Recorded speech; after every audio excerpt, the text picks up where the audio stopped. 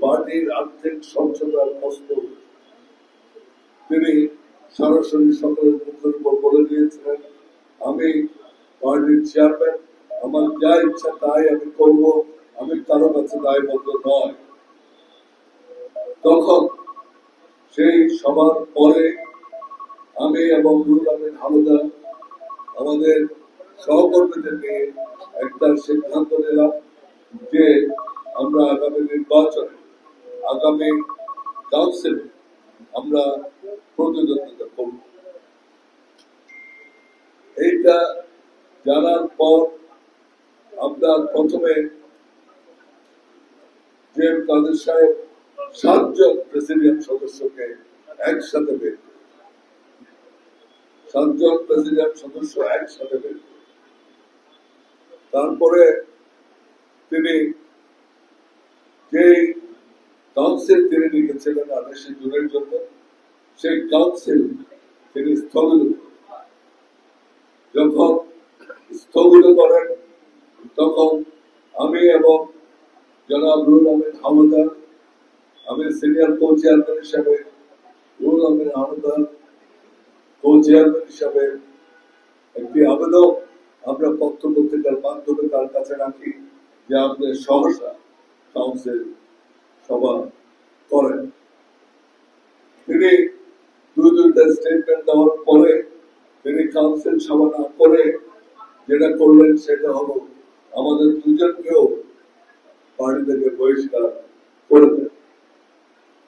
বহিষ্কার করার পরে আমরা কোর্টে যাই, কোর্টে আবেদন করি এবং কোর্ট থেকে কেবল আমাদের দুজনের না, আমাদের যে 7 জন ইয়েকে বাদ দেওয়া হয়েছিল, বহিষ্কার করা হয়েছিল প্রেসিডেন্ট সদস্য, তাদের এবং আমাদের 3 জনের অর্থাৎ কো চেয়ারম্যান রুহুল আমিন হাওলাদার, আমাদের মহাসচিব জনাব মুজিবুল হক চূর্ণ এবং আমি, আমাদের 3 জনকে আমার দলে পুনর্বহাল করেন।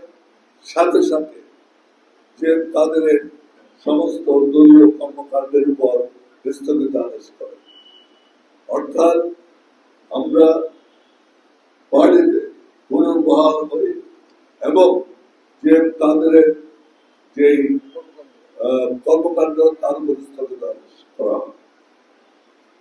কোর্টের অর্ডার এবং আমাদের গঠনতন্ত্র সেটাও 20(2) এই ধারায় যখন পার্টির চেয়ারম্যান কাজ থেকে তার যে দায়িত্ব আছে সেখান থেকে তাকে যখন বিরত রাখা হয়, তখন সিনিয়র কো চেয়ারম্যান পার্টির দায়িত্ব গ্রহণ করে। সেই হিসাবে আমি আমাদের পার্টির অ্যাক্টিং চেয়ারম্যান হিসেবে দায়িত্ব গ্রহণ করি এবং 5 তারিখ আমরা 5ই আগস্ট আমরা প্রেসিডিয়াম মিটিং আহ্বান করি এবং সেই প্রেসিডিয়ামে আমরা সিদ্ধান্ত নেই দুটো, একটা আবার এটা এন্ডোর্স করা হয় যে আমি চেয়ারম্যান হিসাবে কাজ করব।